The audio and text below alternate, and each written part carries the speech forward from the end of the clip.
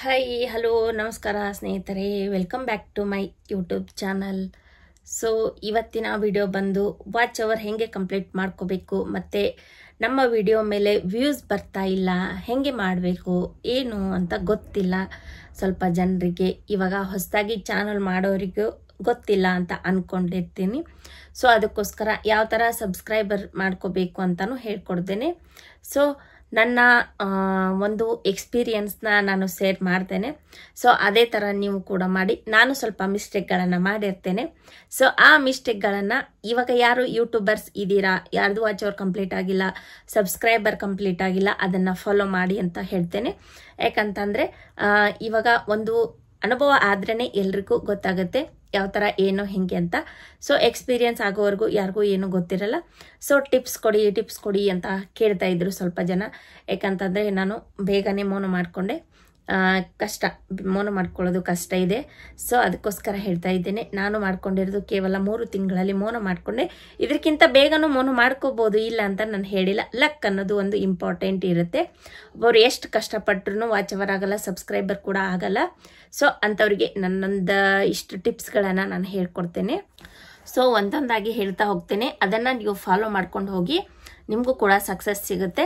So ಮೊದಲನೇದಾಗಿ ಬಂದುಬಿಟ್ಟು ಯಾವ ಥರ ವಾಚ್ ಅವರ್ಸ್ನ ಕಂಪ್ಲೀಟ್ ಮಾಡ್ಕೋಬೇಕು ಅನ್ನೋಕ್ಕಿಂತ ಮುಂಚೆ ನಮಗೆ ಸಬ್ಸ್ಕ್ರೈಬರ್ಸ್ದು ಮೊದಲು ಟೆನ್ಷನ್ ಇರುತ್ತೆ. ಸಬ್ಸ್ಕ್ರೈಬರ್ಸ್ ಬಗ್ಗೆ ಯಾರೂ ತಲೆ ಕೆಡಿಸ್ಕೋಬೇಡಿ. ಯಾಕಂತಂದರೆ ನಿಮಗೆ ವಾಚ್ ಅವರ್ ಕಡೆ ನೀವು ಕಾನ್ಸಂಟ್ರೇಷನ್ ಮಾಡಿ, ಸಬ್ಸ್ಕ್ರೈಬರ್ಸು ಬಂದೇ ಬರ್ತಾರೆ, ಹಾಗೆ ಆಗ್ತಾರೆ. ಯಾಕಂತಂದರೆ ಒಂದು ದೊಡ್ಡ ಪ್ರಪಂಚದಲ್ಲಿ ಸಬ್ಸ್ಕ್ರೈಬರ್ಸು 1000 ಆಗೋದು ಕಷ್ಟ ಏನು ಇಲ್ಲ ಅಂತ ನಾನು ಹೇಳ್ತಾ ಇದ್ದೀನಿ. ಯಾಕಂತಂದರೆ ನಮ್ಮ ವಿಡಿಯೋ ಇಷ್ಟ ಆದರೆ ಸಬ್ಸ್ಕ್ರೈಬರ್ಸ್ ಬಂದೇ ಬರ್ತಾರೆ. ಅವರಿಗೂ ನಾವು ಕೂಡ ಯಾರಿಗಾದರೂ ಇಷ್ಟ ಆದರೆ ನಮಗೆ ಯಾರ್ದಾದ್ರೂ ವಿಡಿಯೋ ಇಷ್ಟ ಆದರೆ ನಾವು ಹೆಂಗೆ ಸಬ್ಸ್ಕ್ರೈಬರ್ ಮಾಡ್ಕೋತೀವೋ ಅವರು ಸಹ ಹಾಗೆ. ಅದನ್ನು ನಮ್ಮ ಕಡೆ ಇದೆ. ಸಬ್ಸ್ಕ್ರೈಬರ್ನ ಹೆಂಗೆ ತಗೋಬೇಕು, ಹೆಂಗೆ ಪಡ್ಕೋಬೇಕು ಅಂತ ನಮ್ಮ ಕಡೆ ಇದೆ. ಸೊ ಅದಕ್ಕೋಸ್ಕರ ನೀವು ಬೇರೆದವ್ರಿಗೆ ಇನ್ಸ್ಪೈರೇಷನ್ ಆಗೋ ವಿಡಿಯೋಸ್ನ ಹಾಕಿ, ಮತ್ತು ಶಾರ್ಟ್ ವಿಡಿಯೋಸ್ನ ಚೆನ್ನಾಗಿ ರೀಲ್ಸ್ನ ಮಾಡಿ ಹಾಕಿ, ನಿಮ್ಮ ಕಡೆ ಎಷ್ಟು ಸಾಧ್ಯ ಆಗುತ್ತೋ ಅಷ್ಟು ಮಾಡಿ ಹಾಕಿ ಚೆನ್ನಾಗಿ. ಅಂತಂದರೆ ಯಾರೂ ಕಲಿತು ಹುಟ್ಟಿ ಬಂದಿರಲ್ಲ ಇಲ್ಲಿ. ವ್ಯೂಸ್ ಯಾಕೆ ಬರ್ತಾ ಇಲ್ಲ ಅಂತ ಕೇಳ್ತೀರಾ. ವ್ಯೂಸ್ ಯಾಕೆ ಬರಲ್ಲ ಅಂತ ಅಂದರೆ ನೀವು ಒಂದು ದಿನಕ್ಕೆ 5 ರಿಂದ 6 ವಿಡಿಯೋನ ಅಪ್ಲೋಡ್ ಮಾಡೋಕ್ಕೆ ಹೋಗಬೇಡಿ. ಶಾರ್ಟ್ ವಿಡಿಯೋನ ಕಡಿಮೆ ಅಪ್ಲೋಡ್ ಮಾಡಿ. 1 ಅಥವಾ 2 ಶಾರ್ಟ್ ವಿಡಿಯೋನ ಅಪ್ಲೋಡ್ ಮಾಡಿ. ಅದರಲ್ಲಿ 2ರಲ್ಲಿ ಒಂದಾದರೂ ಸ್ವಲ್ಪ ರನ್ ಆಗುತ್ತೆ. ವ್ಯೂಸ್ ಬರಲ್ಲ ಅಂದರೆ ಏನೋ ಬರಲಿಕ್ಕಿಲ್ಲ ಒಂದಿನ ಅಂದರೆ ಸೇಮ್ ಟೈಮಿಗೆ ಅಪ್ಲೋಡ್ ಮಾಡ್ಕೊಂಡು ಹೋಗಿ. ಡೈಲಿ ಇವತ್ತೊಂದಿನ 1 ಟೈಮಿಗೆ ಅಪ್ಲೋಡ್ ಮಾಡೋದು, ನಾಳೆ ಒಂದಿನ 1 ಟೈಮಿಗೆ ಅಪ್ಲೋಡ್ ಮಾಡೋದು, ಆ ಥರ ಎಲ್ಲ ಅಪ್ಲೋಡ್ ಮಾಡೋಕ್ಕೆ ಹೋಗಬೇಡಿ. ಯಾಕಂತಂದರೆ ಒಂದು ಟೈಮನ್ನು ಸೆಟ್ ಮಾಡ್ಕೊಂಡ್ಬಿಟ್ಟು ಆ ಟೈಮಿಗೆ ಡೈಲಿ ನೀವು ಶಾರ್ಟ್ ವಿಡಿಯೋಸ್ನ ಶೇರ್ ಮಾಡ್ತಾ ಹೋಗಿ. ಅವಾಗ ನಿಮಗೆ ವ್ಯೂಸ್ ಬರ್ತಾ ಹೋಗುತ್ತೆ. ಮತ್ತು ಇನ್ನು ನೆಕ್ಸ್ಟ್ ಬಂದುಬಿಟ್ಟು ಲಾಂಗ್ ವಿಡಿಯೋಗೂ ಕೂಡ ವ್ಯೂಸ್ ಬರಬೇಕು ಅಂತಂದರೆ, ಇವಾಗ ಒಂದು ವಿಡಿಯೋ ಮಾಡಿರ್ತೀರಾ, ಅಪ್ಲೋಡ್ ಮಾಡಿರ್ತೀರಾ, ಕಷ್ಟಪಟ್ಟು ಲಾಂಗ್ ವಿಡಿಯೋನ ಮಾಡಿರ್ತೀರಾ, ವ್ಯೂಸ್ ಬರಲಿಲ್ಲ ಅಂದರೆ ಯಾರಿಗೆ ತಾನೇ ಬೇಜಾರಾಗಲ್ಲ, ಎಲ್ರಿಗೂ ಬೇಜಾರಾಗುತ್ತೆ. ಸೊ ಲಾಂಗ್ ವಿಡಿಯೋನ ಯಾವ ಥರ ಹೆಂಗೆ ನೀವು ವ್ಯೂಸ್ ತಗೋಬೇಕು ಅಂತ ಅಂದರೆ, ಇವಾಗ ಏನು ಮಾಡ್ತೀರಾ, ಸ್ವಲ್ಪ ಜನ ಬಂದುಬಿಟ್ಟು ವಿಡಿಯೋ ಅಪ್ಲೋಡ್ ಮಾಡಿರ್ತೀರಾ, ಸಡನ್ನಾಗಿ ಲೈವ್ ಮಾಡಿಬಿಡ್ತೀರಾ ಅಲ್ವಾ. ಅಂದಾಗ ನಿಮ್ಮ ವಿಡಿಯೋ ನೋಡಬೇಕಾ ಅಥವಾ ಲೈವಿಗೆ ಬರಬೇಕಾ ಅವರು ಅಲ್ವಾ. ಸಪೋರ್ಟರ್ಸು ಹೆಂಗೆ ಅಂದರೆ ಇವಾಗ ಲೈವಿಗೆ ಜಾಯಿನ್ ಆಗಿಬಿಡ್ತಾರೆ. ಅಂದಾಗ ನಿಮ್ಮ ವಿಡಿಯೋಸ್ ಅಲ್ಲೇ ಕುಂತು ಬಿಡ್ತು. ಅದು ಹಂಗೆ ಮಾಡಬೇಡಿ. ನಿಮ್ಮ ವಿಡಿಯೋಗೂ ಲೈವಿಗೂ ಸ್ವಲ್ಪ ಡಿಫ್ರೆನ್ಸ್ ಇಡಿ ಟೈಮನ್ನು. ಇವಾಗ ನೀವು ಮಾರ್ನಿಂಗ್ ಲೈವ್ ಮಾಡಿದ್ರೆ ಒಂದು 6 ರಿಂದ 7 ತಾಸು ಗ್ಯಾಪ್ ಕೊಡಿ, ಏನೂ ಪ್ರಾಬ್ಲಮ್ ಇಲ್ಲ. ಆವಾಗ ಲೈವ್ ಮಾಡಿ. 1 ಟೈಮನ್ನು ಫಿಕ್ಸ್ ಮಾಡ್ಕೊಳ್ಳಿ. ಅದಕ್ಕೂ ಕೂಡ ಮಾರ್ನಿಂಗ್ ಕರೆಕ್ಟಾಗಿ 1 ಟೈಮಿಗೆ ಹಾಕ್ಕೊಂಡು ಹೋದರೆ ಡೈಲಿ ಒಂದೇ ಟೈಮಿಗೆ ಹಾಕ್ಕೊಂಡು ಹೋಗಿ ವಿಡಿಯೋನ, ಲಾಂಗ್ ವಿಡಿಯೋನ. ಸೊ ಆವಾಗ ನಿಮಗೆ ಎಲ್ಲ ರೆಡಿ ಮಾಡಿಬಿಟ್ಟು ನೀವು ವಿಡಿಯೋನ ನೈಟ್ ಎಲ್ಲ ರೆಡಿ ಮಾಡಿ ಇಟ್ಕೊಂಬಿಡಿ. ಮಾರ್ನಿಂಗ್ ಎದ್ದು ಅಪ್ಲೋಡ್ ಮಾಡಿಬಿಡಿ. ಸೊ ಹೇಗೆ ಅಪ್ಲೋಡ್ ಮಾಡಬೇಕು ಅಂತ ಅಂದರೆ, ನೀವು ವೈಟಿ ಸ್ಟುಡಿಯೋಗೆ ಹೋಗಿಬಿಟ್ಟು ವಿಡಿಯೋನ ಅಪ್ಲೋಡ್ ಮಾಡಬೇಕು. ಅಲ್ಲಿ ಹೋಗಿನೇ ತಮ್ನೇಲ್ ಕೊಡಬೇಕು. ಆಮೇಲೆ ಬಂದುಬಿಟ್ಟು ನಿಮ್ಮ ಡಿಸ್ಕ್ರಿಪ್ಷನ್ ಬಾಕ್ಸ್ನಲ್ಲಿ ಡಿಸ್ಕ್ರಿಪ್ಷನ್ ಹಾಕಿ, ಸರಿಯಾಗಿ ಟೈಟಲ್ನ ಸರಿಯಾಗಿ ಹಾಕಿ. ಯಾಕಂತಂದರೆ ಸರ್ಚ್ ಮಾಡಿದರೆ ನಮ್ಮ ವಿಡಿಯೋ ಶೋ ಆಗಬೇಕು. ಆ ಥರ ಟೈಟಲ್ಸ್ನ ಹಾಕಿದರೆ ವ್ಯೂಸ್ ಖಂಡಿತ ಬರುತ್ತೆ. ಯಾಕಂತಂದರೆ ಕೆಲವೊಬ್ಬರು ವಿಡಿಯೋನ ಸರ್ಚ್ ಮಾಡ್ತಾ ಇರ್ತಾರೆ, ಅವರಿಗೆ ಬೇಕಾಗಿರೋ ವಿಡಿಯೋನ ಅವರು ಸರ್ಚ್ ಮಾಡ್ತಾ ಇರ್ತಾರೆ. ಸೊ ಯಾವುದಾದ್ರೂ ಒಂದಲ್ಲ ಒಂದು ರೀತಿಯಿಂದ ನಿಮ್ಮ ವಿಡಿಯೋನ ಯಾರಾದರೂ ಸರ್ಚ್ ಮಾಡಲೇಬೇಕು. ಇಷ್ಟು ದೊಡ್ಡ ಜಗತ್ತಿನಲ್ಲಿ ಯಾರಾದರೂ ಸರ್ಚ್ ಮಾಡ್ತಾರೆ. ಸೊ ಅದಕ್ಕೋಸ್ಕರ ನೀವು ಟೈಟಲ್ನ ಕರೆಕ್ಟಾಗಿ ಹಾಕಿ, ವ್ಯೂಸ್ ಕರೆಕ್ಟ್ ಬರುತ್ತೆ. ಆಮೇಲೆ ಡಿಸ್ಕ್ರಿಪ್ಷನ್ ಬಾಕ್ಸಲ್ಲಿ ಕೂಡ ಕರೆಕ್ಟಾಗಿ ಹ್ಯಾಶ್ಟ್ಯಾಗ್ಸನ್ನು ಯೂಸ್ ಮಾಡಿ. ಹ್ಯಾಶ್ಟ್ಯಾಗ್ಸ್ ಯೂಸ್ ಮಾಡೋದ್ರಿಂದ ನಿಮಗೆ ಬೆನಿಫಿಟ್ ಇದೆ, ವ್ಯೂಸ್ ಚೆನ್ನಾಗಿ ಬರುತ್ತೆ. ಸೊ ನೆಕ್ಸ್ಟ್ ಬಂದುಬಿಟ್ಟು ಯಾವ ಥರ ಈಗ ವ್ಯೂಸ್ ಆಯಿತು ಎಲ್ಲನೂ ಆಯಿತು, ವಾಚ್ ಅವರ್ ಕಂಪ್ಲೀಟ್ ಹೇಗೆ ಮಾಡಬೇಕು ಅಂತ ಅಂದರೆ ನೀವು ಲೈವನ್ನು ಆದಷ್ಟು ಕಡಿಮೆ ಮಾಡಿ ಅಂತ ಹೇಳ್ತೇನೆ. ಯಾಕಂತಂದರೆ ನೀವು ಕಂಟಿನ್ಯೂ ಆಗಿ ಲೈವ್ ಮಾಡ್ತಾನೆ ಹೋದರೆ ನಿಮ್ಮ ವಿಡಿಯೋಸ್ ಎಲ್ಲಿ ರನ್ ಆಗಬೇಕು? ನನಗೂ ಆಗಿರೋ ಎಕ್ಸ್ಪೀರಿಯನ್ಸ್ ಇದು. ನಾನು ಕೂಡ ಮೊದಲು ಲೈವ್ ಮಾಡ್ತಿದ್ದೆ ಜಾಸ್ತಿ. ಸ್ವಲ್ಪ ಜನರಿಗೆ ಲೈವ್ ಇವಾಗ ಹೆಂಗಾಗ್ಬಿಟ್ಟಿದೆ, ಜಾಸ್ತಿ ಬರೀ ಲೈವ್ ಮಾಡಿದರೆ ವಾಚ್ ಅವರ್ ಕಂಪ್ಲೀಟ್ ಮಾಡ್ಕೋಬೋದು ಅಂತ ಒಂದು ತಲೆಯಲ್ಲಿ ಕುಂತ್ಬಿಟ್ಟಿದೆ. ಸೊ ಆ ಥರ ಮಾಡೋಕ್ಕೆ ಹೋಗಬೇಡಿ. ಲೈವ್ ಮಾಡೋದ್ರಿಂದ ಅಷ್ಟೊಂದು ಇದು ನಮ್ಮ ವಿಡಿಯೋ ಮೇಲೆ ಎಫೆಕ್ಟ್ ಬೀಳುತ್ತೆ ಅಂತ ನನಗನ್ಸುತ್ತೆ. ಸೊ ಅದು ನನಗೂ ಕೂಡ ಆಗಿದೆ ಅಂತಲೂ ನಾನು ಹೇಳ್ತೇನೆ. ಯಾಕಂದರೆ ನೀವು ಲೈವೇ ಮಾಡ್ತಾ ಕೂತ್ರೆ ಬೋರ್ ಆಗುತ್ತೆ ಬೇರೆದವ್ರಿಗೆ. ನಮ್ಮ ವಿಡಿಯೋನು ನೋಡೋಕ್ಕಾಗಲ್ಲ, ಅವರು ಲೈವಿಗೂ ಬರಲ್ಲ. ಸೊ ಹಾಗಾಗಿ ನಾವು ನಮ್ಮ ಒಂದು ಮಾಡಿರೋ ಮಿಸ್ಟೇಕನ್ನು ನೀವು ಕೂಡ ಮಾಡಬೇಡಿ. ಕಂಟಿನ್ಯೂ ಆಗಿ ಲೈವ್ ಮಾಡೋದನ್ನು ಸ್ಟಾಪ್ ಮಾಡಿ. ಇಲ್ಲಿಗೆ ಲೈವ್ ಮಾಡಿ, ಬಟ್ ಡೈಲಿ 1 ಅವರ್ ಲೈವ್ ಮಾಡಿ ಅಂತ ನಾನು ಹೇಳ್ತೀನಿ. 1 ರಿಂದ 1.5 ತಾಸು ಲೈವ್ ಮಾಡಿ ಸಾಕು. 1.5 ತಾಸು ಮಾಡಿದ್ರೂ ಪರವಾಗಿಲ್ಲ. ಬಟ್ ಮೇಲೆ ಮೇಲೆ ಲೈವ್ ಮಾಡೋದ್ರಿಂದ ನಿಮಗೆ ಪ್ರಾಬ್ಲಮ್ ಆಗುತ್ತೆ. ಸೊ ನೀವು ಅದ್ರ ಬದಲಿ ವಿಡಿಯೋ ಹಾಕಿದರೆ ಒಳ್ಳೆಯದು ಅಂತ ನನಗೆ ಇಷ್ಟ, ಅಂದರೆ ನನಗನ್ಸುತ್ತೆ. ವಿಡಿಯೋ ಮಾಡಿ ಹಾಕಿದರೆ ಅಲ್ಲೇ ಬಂದುಬಿಡುತ್ತಲ್ಲ. ಇವಾಗ ಎಲ್ಲರ ಲೈವಿಗೆ ಹೋಗಿ ಸಪೋರ್ಟ್ ಮಾಡಿ ಒಂದು ಡೇ ಎಲ್ಲ ಫುಲ್ ವೇಸ್ಟ್ ಮಾಡೋಕ್ಕಿಂತ ನೀವು ಲೈವ್ 1 ಡೇ ಎಲ್ಲ ವೇಸ್ಟ್ ಮಾಡ್ತೀರಾ ಲೈವ್, ಓಕೆ, ಇಲ್ಲ ಅಂತ ನಾನು ಹೇಳಲ್ಲ, ಆಕ್ಸೆಪ್ಟ್ ಮಾಡ್ಕೋತೀನಿ. ಬಟ್ ಏನು ಅಂತ ಅಂದರೆ ನೀವು 1.5 ತಾಸು ಮಾತ್ರ ಲೈವ್ ಮಾಡ್ತೀರಾ ಅಲ್ವಾ? ನಿಮಗೆ ಎಷ್ಟು ವಾಚ್ ಅವರ್ ಬರುತ್ತೆ? ಅಷ್ಟೇ, 10 to 15 ಬರ್ಬೋದು. ನೀವು ಒಂದು ವಿಡಿಯೋ ಹಾಕಿದರೆ ಆರಾಮಾಗಿ ನೆಮ್ಮದಿಯಿಂದ ಇರ್ಬೋದು ಅಂತ ನನಗೆ ಅನಿಸುತ್ತೆ. ಯಾಕಂದರೆ ನನಗೂ ಕೂಡ ಹಂಗಾಗಿದೆ.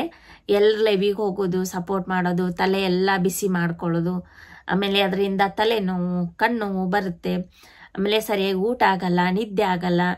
ಜಾಸ್ತಿ ನಾವು ಸಪೋರ್ಟ್ ಅಂತ ಹೋದರೆ ನೆಮ್ಮದಿ ಅಂತೂ ಇರೋದೇ ಇಲ್ಲ. ಸೊ ನೆಮ್ಮದಿನ ಯಾರು ಕಳ್ಕೊಬೇಡಿ ಅಂತ ಹೇಳ್ತೀನಿ. ಯಾಕಂತಂದರೆ ನೆಮ್ಮದಿ ಹಾಳಾದರೆ ನಮ್ಮ ಮನಸ್ಸಿಗೆ ಮುಂದೆ ಏನೂ ಮಾಡೋಕ್ಕಾಗಲ್ಲ, ವಿಡಿಯೋ ಕೂಡ ನಾವು ಮಾಡೋಕ್ಕಾಗಲ್ಲ. ಅರ್ಥ ಆಯ್ತಾ? ನಾವು ಬರೀ ಲೈವ್ ಅಂತ ಕೂತ್ಕೊಂಡು ಸಪೋರ್ಟಿಗೆ ಅದು ಇದು ಹೋದರೆ ನಮಗೆ ವಿಡಿಯೋ ಕೂಡ ಮಾಡೋಕ್ಕಾಗಲ್ಲ, ಟೈಮ್ ಇರಲ್ಲ ಅಷ್ಟು ಕೂಡ. ನನಗೆ ಎಕ್ಸ್ಪೀರಿಯನ್ಸ್ ತುಂಬ ಆಗಿದೆ. ಬಟ್ ನಾನು ವಾಚ್ ಅವರ್ ಬೇಗ ಮಾಡ್ಕೋಬೇಕು ಅಂತ ಹೇಳಿಬಿಟ್ಟು ಸ್ವಲ್ಪ ಕಷ್ಟಪಟ್ಟು ಎಲ್ಲರ ಲೈವಿಗೆ ಹೋದೆ. ಬಟ್ ಇತ್ತೀಚೆಗೆ ಏನಾಗ್ತಾ ಇದೆ ಅಂತಂದರೆ ನಾವು ಸಪೋರ್ಟಿಗೆ ಹೋದರೂ ಕೂಡ ಬರ್ತಾ ಇಲ್ಲ ಜನ. ಪ್ರಾಬ್ಲಮ್ ಆಗುತ್ತಲ್ವ? ಹಂಗೆ ಬರಲಿಲ್ಲ ಅಂದರೆ ನಿಮಗೆ ಹೆಂಗೆ ವಾಚ್ ಅವರ್ ಕಂಪ್ಲೀಟ್ ಆಗಬೇಕು? 1 ದಿನ ಬಿಡ್ತಾರೆ, ಓಕೆ, ಅವ್ರು ಬರಲಿಲ್ಲ ಅಂದ್ಕೊಂಡು ನೀವು ನೆಕ್ಸ್ಟ್ ಡೇ ಅಯ್ಯೋ ಅವ್ರು ನಿನ್ನೆ ಬಂದಿಲ್ಲ ನನ್ನ ಲೈವಿಗೆ, ಯಾಕೆ ನಾನು ಅವ್ರ ಲೈವಿಗೆ ಹೋಗಬೇಕು ಅಂತ ನೀವು ಥಿಂಕ್ ಮಾಡಿ ಬಿಟ್ಟರೆ ಅವರು ನೆಕ್ಸ್ಟ್ ಡೇ ನಿಮ್ಮ ಲೈವಿಗೂ ಕೂಡ ಬರಲ್ಲ. ಯಾಕಂದರೆ 1 ದಿನ ಬಿಟ್ಟರೆ ಏನಾಯಿತು, ಅವ್ರು ಬರಬೇಕಿತ್ತಲ್ವಾ ನೆಕ್ಸ್ಟ್ ಡೇ, ಏನಾಗ್ತಿತ್ತು ಬಂದರೆ ಈ ಥರ ಎಲ್ಲ ಮೈಂಡಲ್ಲಿ ಇರುತ್ತೆ. ಎಲ್ಲರೂ ಒಂದೇ ಥರ ಇರಲ್ಲ, ಅಷ್ಟು ಮಾತ್ರ ನಾನು ಹೇಳ್ತೀನಿ. ಎಲ್ಲರೂ ಡಿಫ್ರೆಂಟ್ ಆಗಿರ್ತಾರೆ. ಇಲ್ಲಿ ಯಾರು ಸಹ ನಮ್ಮ ಒಂದು ಪ್ರಾಬ್ಲಮ್ಸನ್ನು ಅರ್ಥ ಮಾಡ್ಕೊಳ್ಳೋರು ಸಿಗೋದು ಕಡಿಮೆ. ಸೊ ಹಾಗಾಗಿ ನಿಮ್ಮ ಪಾಡಿಗೆ ನೀವು ವಿಡಿಯೋನ ಹಾಕೊಂಡು ಹೋಗಿ ಒಂದು 10 ಜನರು ವಿಡಿಯೋನ ನೋಡಿ, ಅವಾಗ ನಿಮ್ಮದು ಕೂಡ ವಿಡಿಯೋ ನೋಡ್ತಾರೆ ಅವರು, ಅವಾಗ ರನ್ ಆಗುತ್ತಲ್ವಾ ವ್ಯೂಸು. ಇವಾಗ ಹೆಂಗೆ ಅಂದರೆ ಒಬ್ಬರು ವಿಡಿಯೋನ ಸ್ಕಿಪ್ ಮಾಡದೆ ನೋಡಿದ್ರೆ ಆ ವಿಡಿಯೋ ವೈಟ್ ಇದ್ದವರು 4 ರಿಂದ 5 ಜನರಿಗೆ ರೀಚ್ ಮಾಡ್ಬೋದಲ್ವಾ? ಆ ಥರ 10ರಲ್ಲಿ ಒಬ್ಬರಾದರೂ ಇರ್ತಾರೆ ಅಲ್ವಾ? ಸೊ ಹಾಗಾಗಿ ಎಲ್ಲರ ವಿಡಿಯೋನ ನಿಯತ್ತಿಂದ ನೋಡಿ. ಸೊ ಅವರು ಕೂಡ ನಿಮಗೆ ವಿಡಿಯೋ ನೋಡಿ ಇದು ಸಪೋರ್ಟ್ ಮಾಡ್ತಾರೆ. ಸೊ ಲೈವ್ ಮಾಡೋದನ್ನು ಈ ಥರ ಕಡಿಮೆ ಮಾಡ್ಕೊಳ್ಳಿ, ವ್ಯೂಸ್ ಆಟೋಮೆಟಿಕ್ಕಾಗಿ ಅದು ಬಂದೇ ಬರುತ್ತೆ. ಈ ಥರ ಎಲ್ಲ ಮಾಡಿಕೊಂಡು ವಾಚ್ ಅವರ್ ಕಂಪ್ಲೀಟ್ ಮಾಡ್ಕೋಬಹುದು. ಮತ್ತು ಎಷ್ಟೋ ಜನ ವಾಚ್ ಅವರ್ ಕಂಪ್ಲೀಟ್ ಮಾಡ್ಕೊಂಡಿದ್ದಾರೆ ಗೊತ್ತಾ ನಿಮಗೆ? ಸಬ್ಸ್ಕ್ರೈಬರ್ ಇಲ್ಲ, ಬಟ್ ವಾಚ್ ಅವರ್ ಕಂಪ್ಲೀಟ್ ಮಾಡ್ಕೊಂಡಿದ್ದಾರೆ ಜಸ್ಟ್ ವಿಡಿಯೋದಿಂದ ಮಾತ್ರ. ಅವ್ರು ಲೈವ್ ಮಾಡಿಲ್ಲ ನೋಡಿ. ನೀವು ಸ್ವಲ್ಪ ಜನ ಇದ್ದಾರೆ, ಹಂಗೂ ಸಹ ಮಾಡ್ಬೋದು. ಅದಕ್ಕೋಸ್ಕರ ಜಾಸ್ತಿ ವಿಡಿಯೋನ ಹಾಕಿ ನಿಮ್ಮ ಚಾನಲ್ ಮೇಲೆ. ನಿಮ್ಮ ಚಾನಲ್ ಮೇಲೆ ವಿಡಿಯೋ ಇಲ್ಲ ಅಂದರೆ ನಿಮ್ಮ ಚಾನಲ್ ಗ್ರೋ ಆಗಲ್ಲ.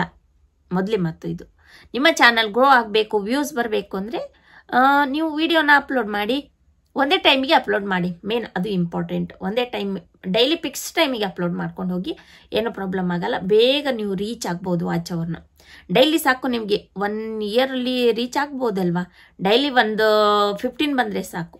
ನಿಮ್ಮ ವಿಡಿಯೋ ಮೇಲೆ ರನ್ ಆಗುತ್ತಷ್ಟು ವಿಡಿಯೋನ 10 ಮಿನಿಟ್ಸ್ ಆದರೂ ಮಾಡಿ ಹಾಕಿ. ಅರ್ಥ ಆಯ್ತಾ? ಹಾಗೆ ಆಗುತ್ತೆ, ಒಂದಿನ ಸಕ್ಸಸ್ ಈ ಥರನೂ ಕಾಣ್ಬೋದು ಅಂತ ನಾನು ಹೇಳ್ತೇನೆ. ಮತ್ತು ನೆಕ್ಸ್ಟ್ ಬಂದುಬಿಟ್ಟು ಸಬ್ಸ್ಕ್ರೈಬರ್ಸ್ ಯೋಚನೆ ಮಾಡಬೇಕು ಇನ್ನು ಅಂತಂದರೆ ಈಸಿಯಾಗಿ ಮಾಡ್ಕೋಬೋದು ಸಬ್ಸ್ಕ್ರೈಬರ್ಸ್ನ. ಹಿಂಗೆ ಅಂದರೆ ರೀಲ್ಸ್ಗಳನ್ನ ಮಾಡಿ ಹಾಕಿ, ಅದಕ್ಕೆ ಸಬ್ಸ್ಕ್ರೈಬರ್ ಬರ್ತಾರೆ, ಅವ್ರಿಗೆ ಇಷ್ಟ ಆಗುತ್ತೆ. ಆದರೂ ಬರ್ತಾರೆ, ಇಷ್ಟ ಆಗಿಲ್ಲ ಅಂದರೆ ಬರಲ್ಲ. ಯಾಕಂತಂದರೆ ಎಲ್ರಿಗೂ ಲಕ್ ಅನ್ನೋದು ಇರಲೇಬೇಕು. ಲಕ್ ಇಲ್ಲ ಅಂದರೆ ಏನು ಮಾಡೋಕ್ಕಾಗಲ್ಲ. ಲಕ್ನು ಇಂಪಾರ್ಟೆಂಟ್ ಆಗುತ್ತೆ ಈ ವೈಟಿನಲ್ಲಿ. ಲಕ್ ಅನ್ನೋದಿದ್ರೆ ಬೇಗ ಗ್ರೋ ಆಗ್ಬೋದು, ಹೇಳೋಕ್ಕಾಗಲ್ಲ. ಒಬ್ಬೊಬ್ಬರು 2 ವಿಡಿಯೋದಲ್ಲಿನೂ ಮೌನ ಮಾಡ್ಕೊಂಡವರಿದ್ದಾರೆ ಅಲ್ವಾ. ಒಬ್ಬೊಬ್ಬರು ಎಷ್ಟು 1,000 ವಿಡಿಯೋ ಹಾಕಿನೂ ಮೌನ ಮಾಡ್ಕೊಂಡವರಿದ್ದಾರೆ. ಮತ್ತು ಒಬ್ಬೊಬ್ಬರು ಡೇ ನೈಟ್ ಫುಲ್ ಲೈವ್ ಮಾಡಿ ವಿಡಿಯೋ ಎಲ್ಲ ಇದು ಮಾಡ್ಕೊಂಡ್ಬಿಟ್ಟು ಮೌನ ಮಾಡ್ಕೊಂಡವರಿದ್ದಾರೆ.